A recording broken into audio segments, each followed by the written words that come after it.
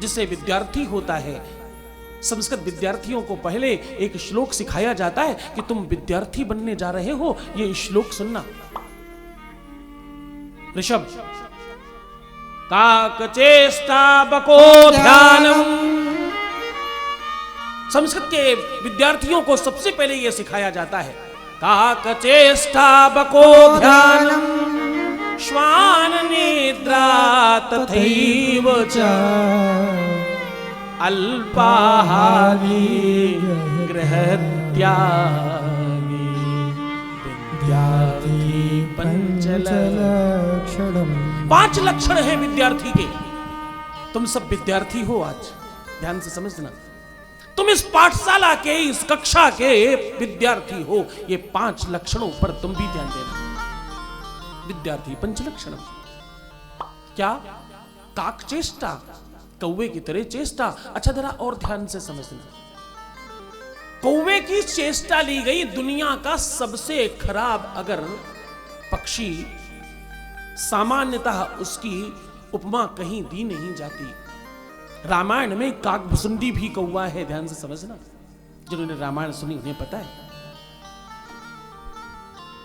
पितरों में कौवे को जब तक आप भोजन नहीं करा दें तो आपका पितृपक्ष संपूर्ण नहीं होता। वैसे कौवे को खूब खास अच्छा नहीं मानते। कौवे और कोयल में कहते कोयल ज्यादा बढ़िया है, उसकी वाणी सुंदर है। कौवे में तो क्या ही अच्छा है, लेकिन उसके बावजूद भी ध्यान से समझना, ऋषियों ने खराब से खराब चीज में भी कुछ अच्छा देखा। बोले इसकी चेष्टा जिसके प्रति है वो निरंतरता में है। अपनी चेष्टा को उत्कृष्ट रखना यानी बड़ा रखना। अभाव और प्रभाव की बात कर रहा हूं। कौवे में और कुछ नहीं है, सिर्फ उसकी एक चेष्टा मात्र इतनी बड़ी है कि उसको शास्त्रों में स्थान मिल गया।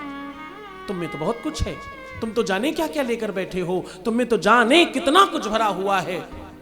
उसकी जागृति का सबसे बड़ा लक्षण तुम शिव पुराण में आ गए, तुम जग के जाओगे ये निश्चित है। तो पहला लक्षण काक चेष्टा, बको ध्यानम। बगुला मछली खाता है, मांसाहारी है, ये नहीं देखा। उसका ध्यान इतना एकाग्र चित्तता है, उसमें इतनी एकाग्रता है कि वो बिल्कुल ऐसे सीधा बैठता है और बगुले की चोंच अगर नीचे गई तो मछली लेकर ही वापस आएगी, चूक नहीं सकता।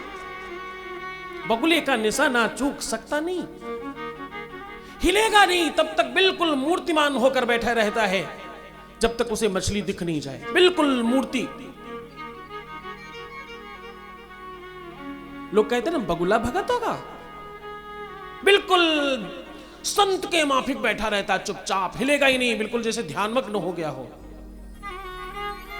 और मछली आई कि चोंच नीचे गई, और चोंच नीचे गई तो मछली लेकर वापस आएगी। बोले उतना ही ध्यान रखना चाहिए, एक एक अक्षर तुम्हारे अंदर प्रवेश कर जाए।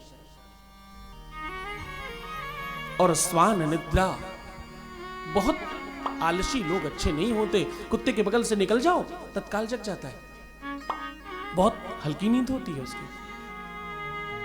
अल्पाहारी, आप व्रत करके कथा सुने बहुत अच्छा, नहीं तो थोड़ा कम खाकर, ताकि आलस्य नहीं आए और आप आनंद से बैठकर कर सके। ग्रह त्यागी, ग्रह त्यागी का मतलब बैरागी बन के जंगल बन जाओ। वो कहते हैं ग्रह त्यागी का मतलब घर गृहस्थी और जंजाबाद की बातें उतनी देर तक चिंतन नहीं करना, इतनी देर कथा में हो। ये 5 लक्षण है। ये 5 लक्षण अगर आपने अपनाए तो शिव पुराण में तुम प्रवेश कर पाओगे।